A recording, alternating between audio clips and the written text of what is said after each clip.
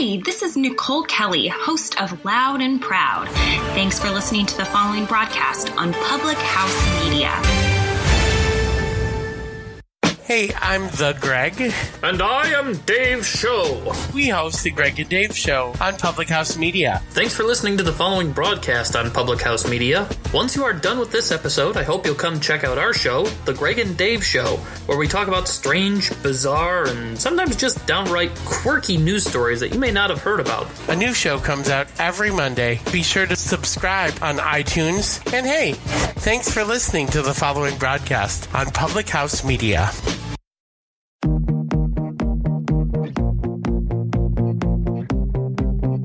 You're listening to The Morning Uplift, the podcast that brings you motivation and encouragement to begin your week.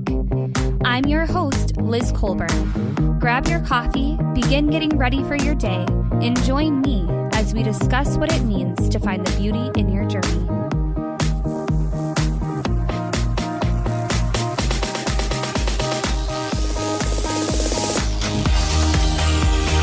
Good morning, everyone, and welcome to another episode of The Morning Uplift.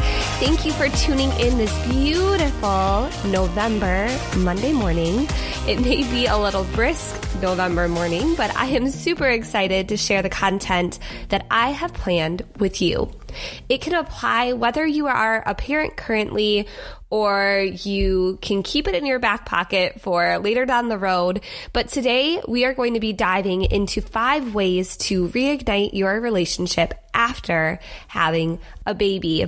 It has been almost a year since our baby Beckham was born. I remember my very first episode of The Morning Uplift.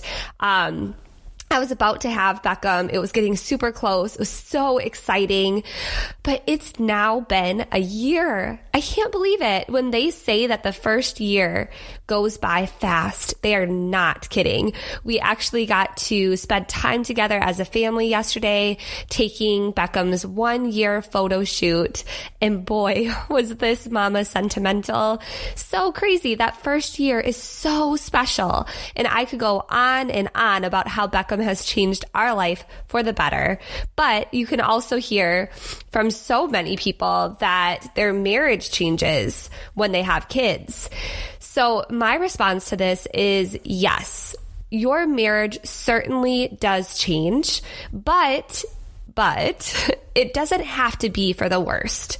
Okay, so today I'm going to be giving you my 5 ways of reigniting your relationship after having a baby, because I think it's important to hear that it's possible and so worth the energy that it takes to put that time and energy into reigniting your relationship for the better, even when you feel like that precious little child that you birthed steals every little ounce you have. So let's dive right in, and I hope that these 5 ways are super helpful for you.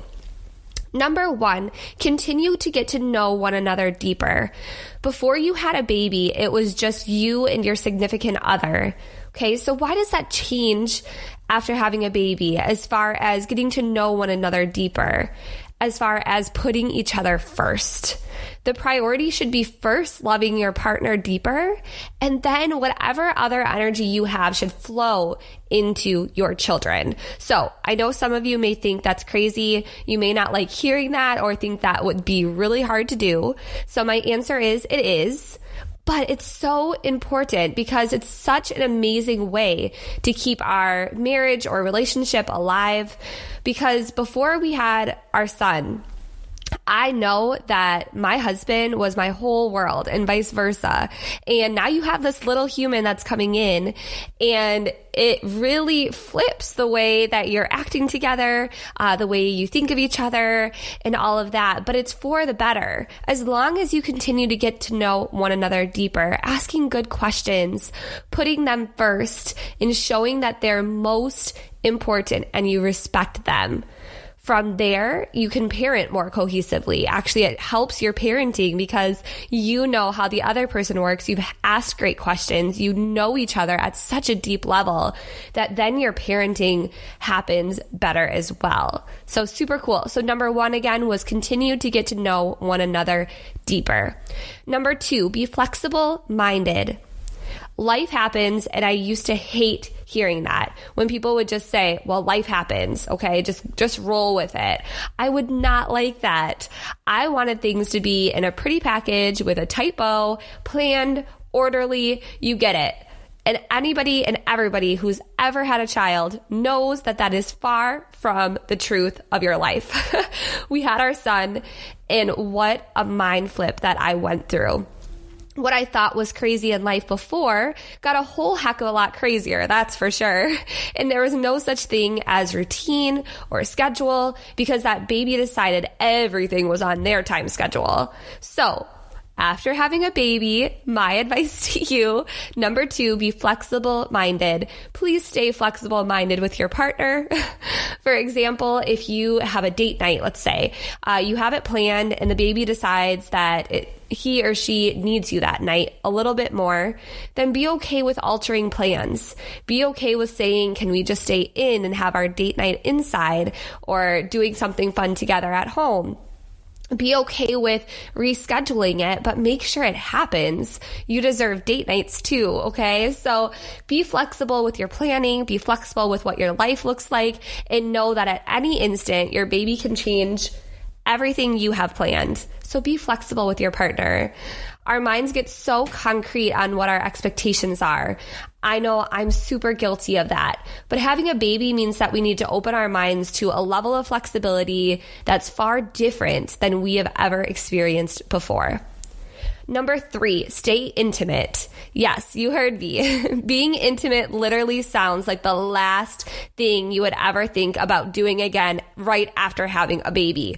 I remember thinking, this is the most beautiful thing that has ever happened to me, but I am so far from wanting to go through that all over again. So I want my husband to stay away from me with like a 30-foot pole. Seriously. I was thinking that 9 months of carrying a baby and all the back labor I experienced, the delivery, I was sore everywhere, and then I sprinkled in a little postpartum anxiety. Yeah, nope. Did I ever want to think about intimacy again? So I was not ready. I convinced my husband to not be near me for a little while. But then after a few months, I finally got over myself and realized that we needed to focus again on intimacy. So before you cringe, just know that when I'm talking about intimacy, I'm talking about intimacy at every single level.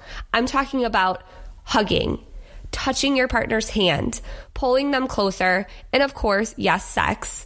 But let's be honest about easing into all of that after a baby. Be honest with each other and talk about where your emotions are at. So for men, they're ready most of the time, but for women, it takes a while to feel beautiful again. Oh, I could almost cry in this moment thinking about how beautiful I felt as a mom, but how not beautiful I felt when it came to anything related to intimacy. It takes women a while to feel ready for all of that again. We have to really redevelop ourselves as a mother and find beauty and confidence in that in order to be intimate with our partner again at any level. So be patient and reinvent a new way of intimacy that works for you both. Communicate about it. Find what works for you, but don't forget about it. Okay. Number 4, ask, how can I serve you? Oh, I love number 4. Let me say that again. Ask, how can I serve you? We get selfish sometimes, don't we? I know I do. I get so selfish sometimes. But when I flip my brain to wake up every single day and ask my partner how I can serve them, whoa, what a game changer.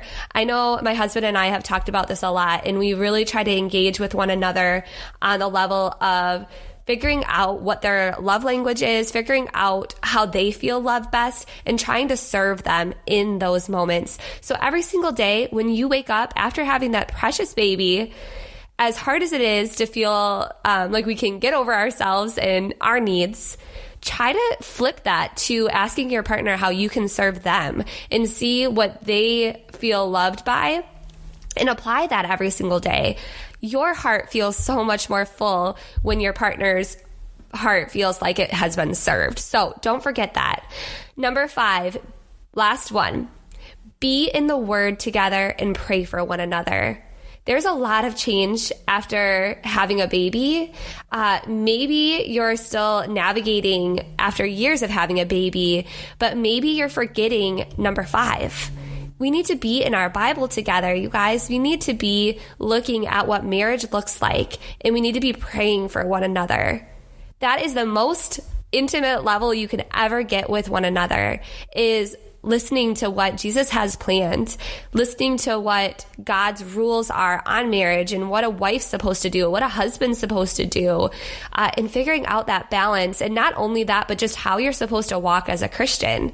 Okay, so maybe we're forgetting number 5 in the shuffle of putting everything else on top of our to-do list. And we're forgetting that number 5 should probably be number 1. No, it should be number 1.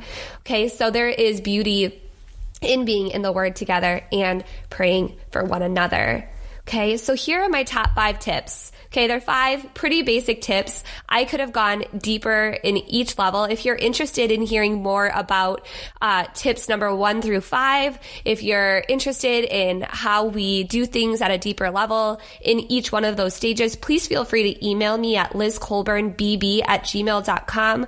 I know I glossed over them today. I would love to sit down and chat with you a little bit deeper on each of those. And, you know, we're not perfect. We do not have the perfect marriage, but we work at it. We work really hard at it to make it what it is and to make it as powerful as it is, to make it as loving as it is, and to, of course, parent Beckham the way that we really feel God is calling us to do. So if you have any questions about that, please feel free to email me. But let's begin working on these today. Maybe you're really great in certain areas, but there are certain areas you need to step it up. We are called to step it up in our marriages. So let's begin working on it today. And let's also transform the way people see relationships post-baby and reignite that fire. Thank you so much for joining me for another episode of the Morning Uplift on its new network. I've been your host, Liz Colburn. Remember, I have 2 podcasts, so I hope you would join me every other Friday for motivational mantras and next Monday at the same time for the Morning Uplift. Make sure to subscribe on Spreaker.com or on iTunes. Go over and like the Morning Uplift on Facebook. And again, contact me at lizcolburnbb@gmail.com. If you're interested in having your voice on Public House Media, go to Public House Media on Facebook or thephmedia.com. The network believes in all voices being heard.